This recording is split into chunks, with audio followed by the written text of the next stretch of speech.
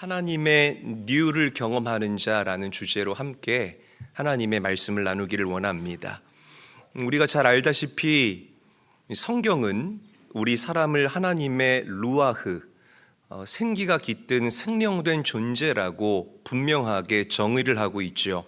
이는 우리 사람의 겉 모양을 이야기를 하는 것이 아니라 우리 사람의 상태를 이야기한다 라는 것을 우리가 분명히 해둬야 할 필요가 있습니다. 한번 저를 따라하겠습니다. 모양이 아니라 상태가 중요하다. 이 모양만을 가지고는 우리가 진짜와 가짜를 구분하기가 너무 힘들고 어렵기 때문이라는 거죠. 이 앞에 있는 꽃만 보더라도 마찬가지예요. 요즘에 조화가 너무나 잘 나오기 때문에 겉모양만 가지고서는 우리가 이 꽃이 진짜인지 가짜인지를 구분하기가 너무 힘들다라는 것입니다. 그러니까 모양이 아니라 상태가 중요한 이유가 무엇이냐? 그것이 진짜에 대한 검증이기 때문이라는 것이에요. 여러분, 바리새인들을 한번 여러분들이 떠올려 보시기를 바랍니다. 그들은 모양은 완벽하고 기가 막힌 사람들이었어요. 경건의 모양은 타의 추종을 불허했던 사람들이 바로 바리새인들이었습니다. 그냥 저작거리를 다니면서 세 발짝 걷고 한 번 주여 외치던 사람들이 바리새인들이었다는 거죠. 많은 사람들이 바리새인들의 모양을 볼 때에 그들은 굉장히 경건한 것처럼 보였다는 것입니다. 그런데 예수님께서 일침을 놓습니다. 회칠한 무덤과 같은 자들이라고 말씀하신다는 거예요. 그들의 상태가 썩어 있었다는 겁니다. 그들의 내면의 상태가 온전하지 못했다라는 것을 예수님께서 꼬집어서 말씀하셨다는 거죠. 여러분, 성경이 말하는 사람의 정의는 그 안에 하나님의 영이 있어야 함을 분명하게 한다라는 사실을 믿으시기를 바랍니다. 모양만 사람의 모양하고 있다고 다 사람이 아니라는 거예요. 이런 말씀을 인본주의자들은 너무나 싫어할 것입니다. 목사님, 다 똑같은 사람이지 무슨 말씀입니까? 휴머니티, 인권 하면서 우리 사람의 윤리적인, 도덕적인, 그리고 사람의 가치를 앞세우는 그런 인본주의자들은 이런 말씀을 싫어해요. 그러나 성경이 말하는 우리 사람의 정의는 분명합니다. 죄악된 껍데기만을 입고 있는 사람이 사람이 아니라 이 안에 하나님의 생기, 하나님의 영, 성령으로 충만한 사람을 하나님께서는 기뻐하시고 그 사람을 진짜 완전한 사람이라고 성경은 이야기한다는 것입니다. 믿으시기를 바랍니다. 여러분, 우리가 하나님의 영으로 충만할 때에 우리는 이 땅을 넉넉히 살아갈 수 있음을 믿으시기를 바라요. 그리고 하나님의 영으로 충만한 그 사람이 무슨 일을 하든지 간에 하나님을 인지하고 인식하면서 하나님을 기쁘시게 하는 쪽을 선택하며 살아가는 참 믿음의 사람이라는 사실을 잊지 말고 기억하게 되시기를 바랍니다. 좋은 액티비티가 하나 있는데요. 이게 뭐게요? 어렵나요, 이것도? 장갑이잖아요. 장갑 똑같잖아요. 모양은 장갑이잖아요, 그죠? 그런데 별걸 다 하네요. 자, 하나는 손이 들어갔습니다, 그죠?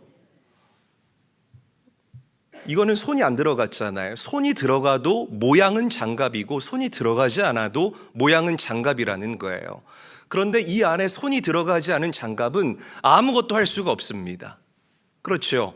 아무것도 할 수 없어요. 그런데 이 장갑은 이 안에 손이 들어가 있기 때문에 뭐든지 할 수 있습니다. 머리를 만질 수도 있고 코도 만질 수도 있고 옷깃을 제대로 할 수도 있고 단추를 풀렀다가 잠그는 건 좀 어렵네요. 단추를 풀렀다가 잠글 수도 있다라는 거예요. 왜냐하면 손이 들어간 장갑이기 때문이라는 것이에요.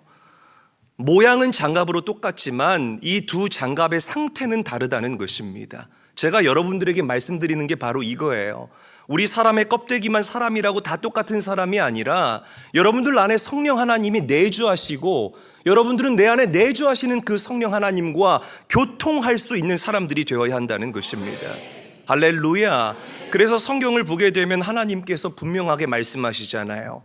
나 여호와는 사람의 외모를 보는 것이 아니라 사람의 어디를 본다고요? 중심을 보신다. 여러분들의 상태를 보신다는 거예요. 여러분, 우리가 경험해야 할 이 블라썸의 축복, 만개하고 활짝 피어오르는 이 하나님의 축복은 우리가 먼저 성령의 사람으로 거듭날 때에 우리가 거머쥘 수 있는 영적인 축복이라는 사실을 믿으시기를 바랍니다. 내가 먼저 바뀌어야 돼요. 내가 먼저 성령으로 거듭나야 합니다. 옆 사람과 인사할까요? 우리가 먼저 바뀌어야 합니다. 인사하겠습니다. 많은 사람들이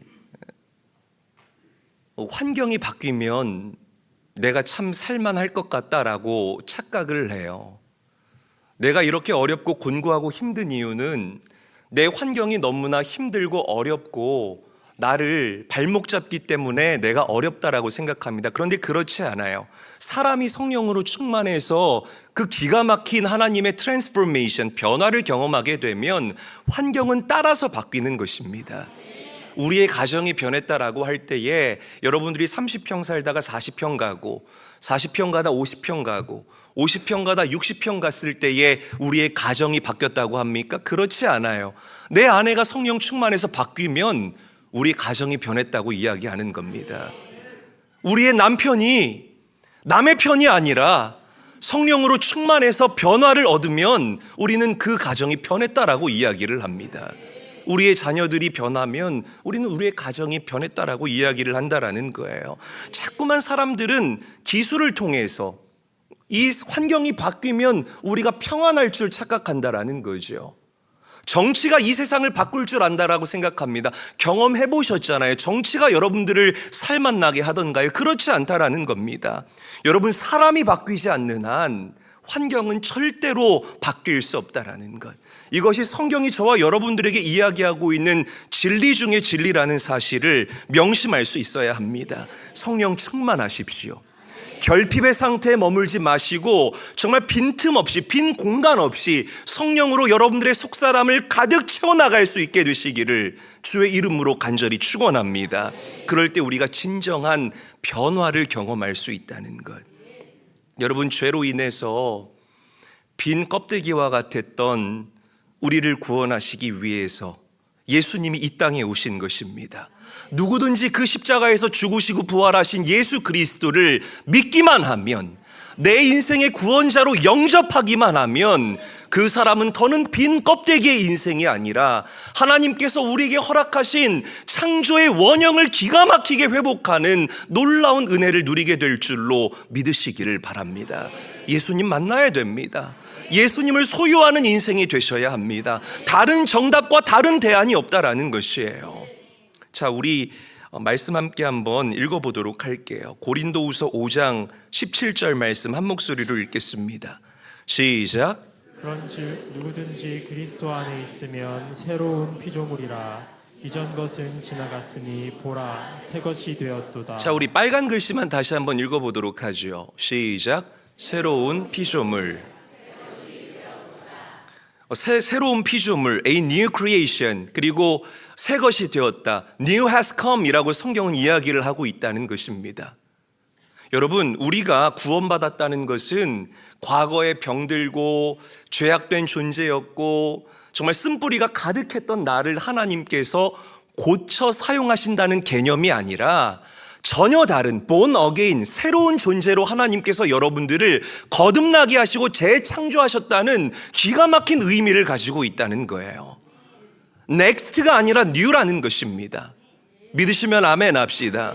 next가 아니라 new라는 거예요. 이전보다 더 나은 존재로 하나님께서 여러분들을 고치고 개조하기 위해서 여러분들에게 오신 것이 아니라 전혀 다른 새로운 나로 하나님께서 나를 이 땅에 살게 하시기 위해서 예수 그리스도를 이 땅에 보내셨다. 이게 우리가 붙잡고 우리가 믿는 복음의 진수라는 것입니다.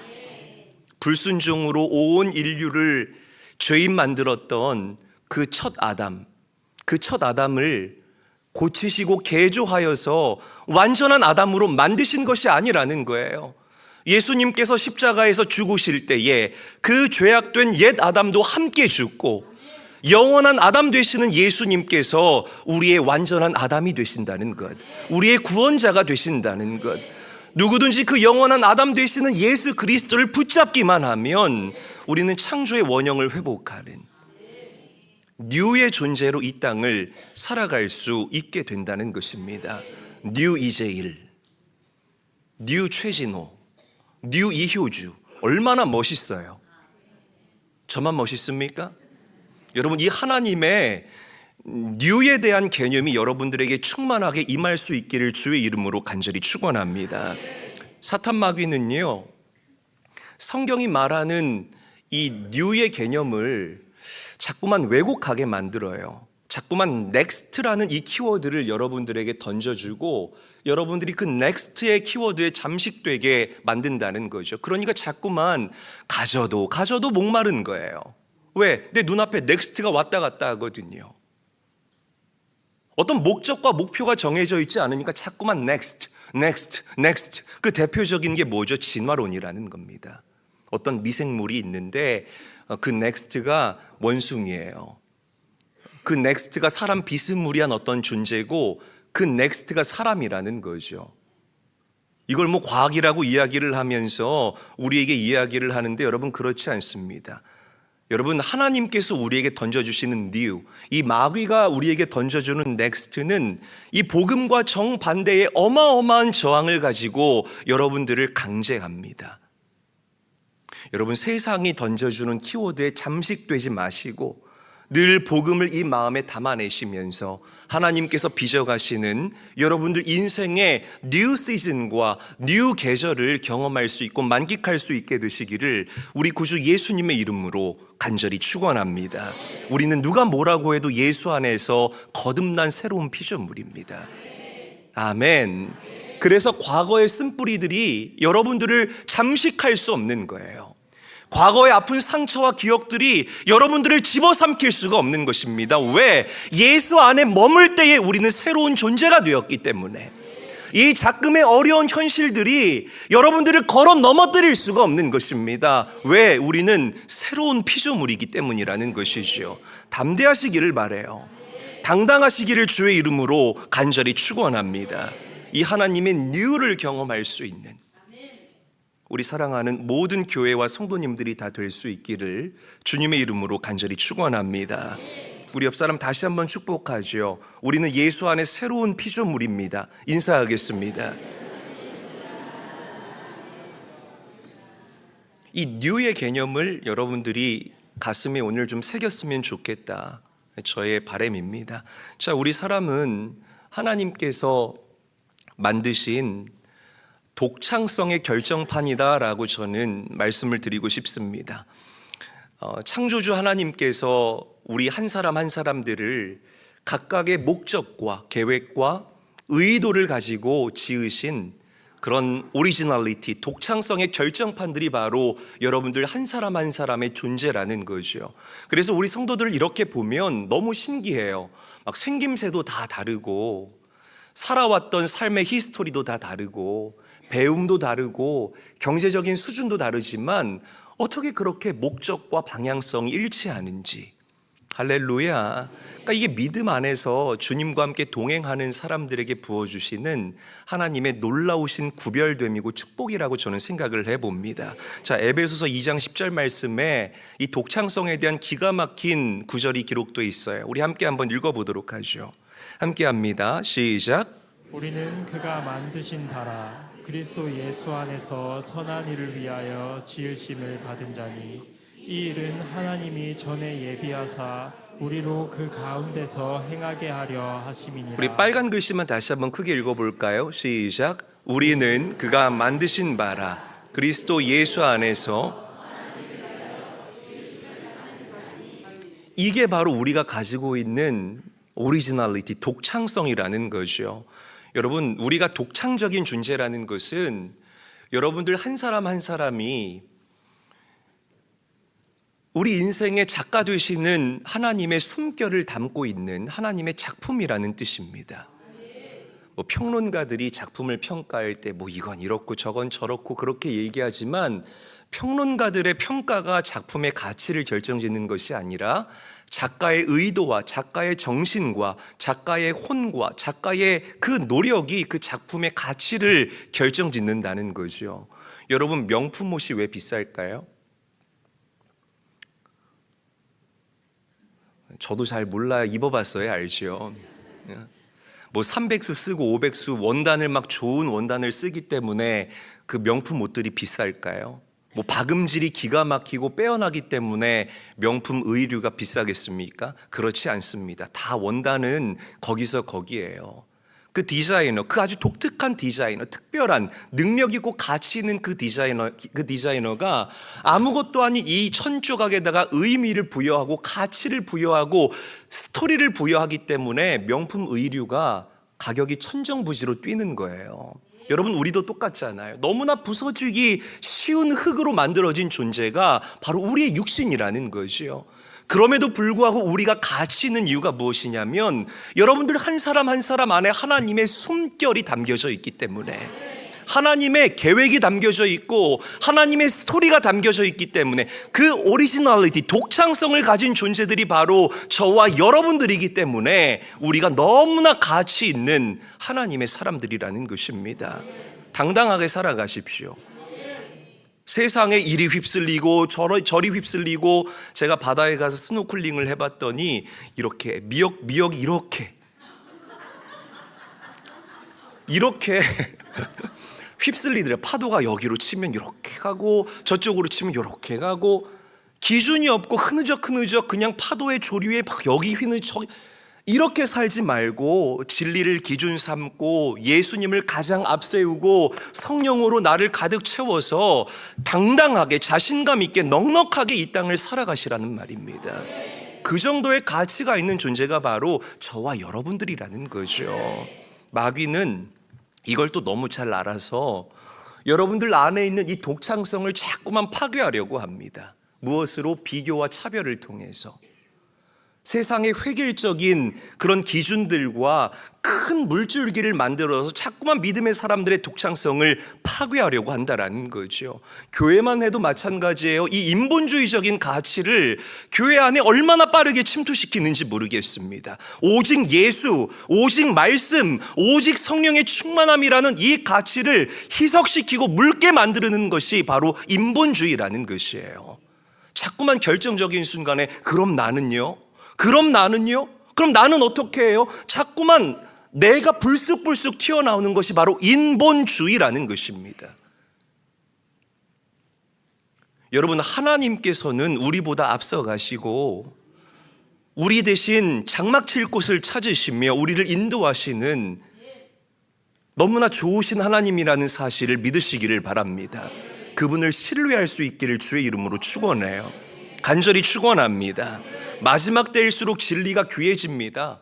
가짜들이 진짜인 것처럼 탈을 쓰고 빛의 사자인 척하고 있다라는 거죠. 이럴 때일수록 본질 붙잡고 본질을 놓치지 않는 제일교회 모든 성도들이 될 수 있기를 주의 이름으로 간절히 축원합니다. 이게 진짜 잘 사는 거예요.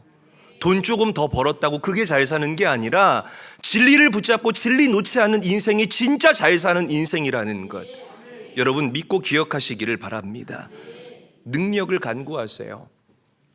죄를 이길 수 있는 능력, 사랑하며 살아갈 수 있는 능력, 나에게 주신 그 나만의 독창성을 유지하며 살아갈 수 있는 그 성령의 능력을 간구할 수 있는, 진짜 본질을 간구할 수 있는 사랑하는 제일교회 모든 성도들이 될 수 있기를 우리 구주 예수님의 이름으로 간절히 축원합니다.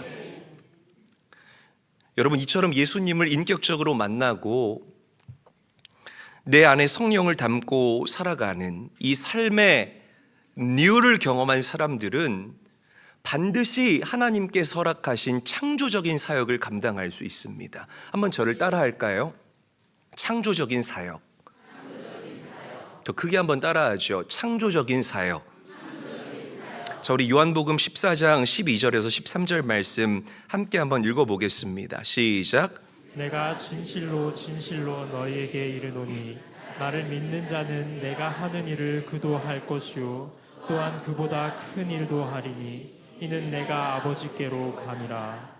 너희가 내 이름으로 무엇을 구하든지 내가 행하리니 이는 아버지로 하여금 아들로 말미암아 영광을 받으시게 하려 함이라. 예수님께서 말씀하시잖아요. 나를 믿는 자는, 예수를 믿는 자는 내가 하는 일뿐만 아니라 나보다 더 크고 놀라운 사역을 감당할 수 있게 될 것이다.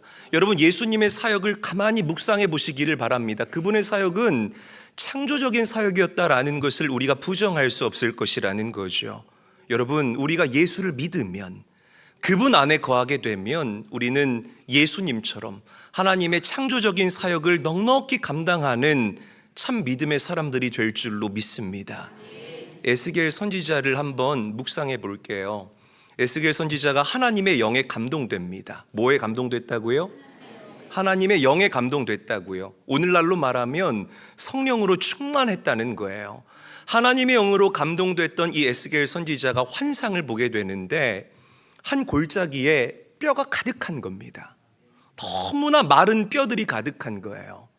여러분, 이 마른 뼈가 상징하는 것이 무엇이냐면 그 당시에 바벨론의 포로로 잡혀갔던 그 유다 백성들의 바닥을 쳤던 영성과 그들의 연약함과 나약함을 상징하는 것입니다. 자, 그런데 하나님께서 에스겔 선지자에게 회복을 대언하게 하십니다. 뭐 하게 하셨다고요? 대언하게 하셨다고요. 대언하게 하셨다고. 이게 중요한 거예요. 하나님께서 하셔도 되거든요. 근데 굳이 에스겔 선지자의 입술을 통해서 그 하나님의 회복을 뭐 하게 하셨다? 큰 소리로 뭐 하게 하셨다고요? 대언하게 하셨다. 대언하게 하셨다. 이게 중요한 겁니다. 자, 말씀 함께 한번 읽어볼게요. 에스겔서 37장 9절 말씀 한 목소리로 읽겠습니다. 시작. 또 내게 이르시되 인자야 너는 생기를 향하여 대언하라. 생기에게 대언하여 이르기를 주 여호와께서 이같이 말씀하시기를 생기야 사방에서부터 와서 이 죽음을 당한 자에게 불어서 살아나게 하라 하셨다 하라. 여러분, 두 손을 높이 한번 들어보세요. 다 높이 한번 들어보시기를 바랍니다. 저를 따라서 선포하겠습니다. 생기야, 사방에서 와서 살아나게 하라. 더 크게 한번 선포합니다. 생기야, 사방에서 와서 살아나게 하라. 할렐루야. 대언하게 하셨다. 굳이 하나님께서 하셔도 되는 그 일을 하나님의 영으로 감동되었던 그 에스겔 선지자의 입술을 통하여서 대언하게 하셨다. 할렐루야. 생기야 사방에서 와서 살아나게 하라. 사방에서 와서 살아나게 하라. 에스겔 선지자의 입술을 통해서 대언했을 때에 놀라운 역사가 일어나게 됩니다. 뼈들이 맞춰지게 되고 그 위에 힘줄이 더해지게 되고 살이 차오르기 시작하고 가죽이 덮이게 되고 정말 바싹 말랐던 그 뼈들이 여호와의 장성한 군대로 일어서게 되는, 전혀 새로운 존재로 재창조되는 기가 막힌 역사가 일어나게 됐다라는 것. 할렐루야. 여기 영적인 비밀이 있는 거예요. 여러분들이 성령으로 충만하면 여러분들의 그 선포한 대로 생기가 여러분들 가정에 깃들고 생기가 이 나라와 민족에 깃드는 놀라운 역사가 반드시 일어나게 될 줄로 믿으시기를 바랍니다. 놀랍지요? 놀라운 거예요. 대언하게 하셨다. 대언하게 하셨다. 여러분, 에스겔 선지자가 대언한 대로 이게 환상으로 끝났을까요? 그렇지 않아요. 수년이 지난 후에 바벨론의 포로로 잡혀있던 이스라엘 공동체가 남유다 왕국으로 회귀하게 됩니다. 여러분, 고국 땅으로 돌아오는 그 이스라엘 공동체의 발걸음을 생각해 보세요. 얼마나 멋있겠습니까? 얼마나 장성한 군대와 같은 모습이겠습니까? 마른 뼈처럼 걸어오겠습니까? 아니요, 군대처럼 이렇게 아멘 좀 해주세요. 그럴 때 민망하게 보면서 깔깔대고 웃기나 하고 진짜 안 해요. 다시 해요. 장성한 군대와 같이 회귀했다. 여러분 한 사람이 감동되면 나를 통해서 창조적인 역사가 일어나요. 반드시 그래요. 반드시. 야, 하나님께서 하나님의 영으로 감동된 나를 통해서 어떤 창조적인 사역을 이루어 가실까? 우리 가정에 어떤 생기를 깃들게 하시고 이 나라와 민족, 지금 참 나라와 민족의 상황이 너무나 힘들고 어려운데 하나님께서 어떤 생기를 이 나라와 민족 가운데 공급하실까? 여러분 기대하는 마음으로 이 창조적인 사역을 감당할 수 있는 모두가 될 수 있기를 예수 그리스도의 이름으로 간절히 축원합니다. 우리 베드로도 보죠. 베드로도 복음서에 올드 베드로가 있고 사도행전에 뉴 베드로가 있어요. 여러분 누가 창조적인 사역을 감당했습니까? 뉴 베드로가 창조적인 사역을 감당한 거예요. 할렐루야. 그 복음서에서의 베드로는 얼마나 비겁합니까? 결정적인 순간에 예수를 부인하고 도망갔다는 거죠.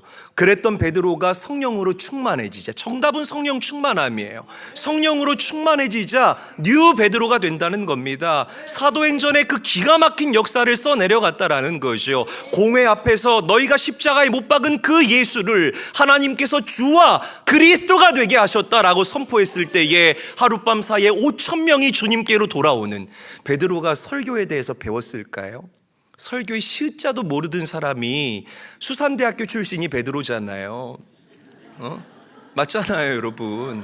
신학대학교가 아니라 수산대학교 출신이 베드로인데 무슨 설교를 하는데 거기에 은혜가 있겠어요? 그런데 그 베드로가 예수를 선포하니까 기가 막힌 회복의 역사, 창조적인 사역의 역사가 일어나게 됐다는 겁니다. 기가 막히지 않습니까? 예루살렘 성전에 나면서부터 걷지 못하던 그 안진뱅이, 그에게 예수 그리스도를 나눠주게 되니까 그의 근원이 바뀌게 되는 뉴 크리에이션, 그가 새로운 창조적인 존재로 바뀌게 되는 기가 막힌 하나님 크기의 일이 일어나게 된 줄로 믿으시기를 바랍니다. 여러분 하나님의 영으로 충만함을 누릴 수 있게 되시기를 바라요. 내가 하는 게 아닙니다. 성령의 권능과 능력으로 우리가 우리 인생의 모든 얽히고 설킨 실타래와 같은 꼬임들을 풀어나아갈 수 있어야 할 줄로 믿으시기를 바랍니다.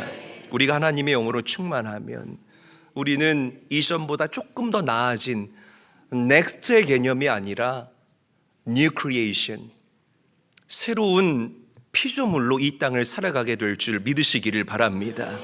여러분들의 모든 행함이 하나님의 창조적인 사역을 이 땅에서 풀어낼 수 있는 그런 하나님의 기쁨이 될 수 있기를 주님의 이름으로 간절히 축원합니다. 뉴 시즌이라고 해놨잖아요. 뉴 시즌. 넥스트 시즌이 아니에요. 여러분 이 코로나 이후에, 이게 저희가 코로나 이후에 정해놓은 이 10년의 비전이거든요. 자꾸만 이 사람들이 생각할 때 코로나 이전으로 우리가 회복하고 돌아가야 된다라고 이야기를 하잖아요. 그렇지 않습니다. 우리가 기도해 볼 때, 또 말씀을 묵상할 때에 우리 안에 계신 성령 하나님께서 우리에게 던져주시는, 부어주시는 마음은 이제 새로운 토양과 새로운 계절과 새로운 시즌에 대해서 우리에게 말씀하고 있습니다. 여러분들이 60년을 살았던 70년을 살았던 그동안 단 한 번도 경험해보지 못한 새로운 토양이 우리에게 펼쳐진 것이에요. 그 토양과 그 계절에 맞는 옷을 입고 이 땅을 넉넉하게 살아갈 수 있게 되기를 바랍니다. 두려움보다는 기대하는 마음으로, 절망보다는 감사하는 마음으로, 주님, 내가 주님과 함께 동행할 때에 이 새로운 시즌도 넉넉하게 살아갈 수 있을 줄 믿습니다.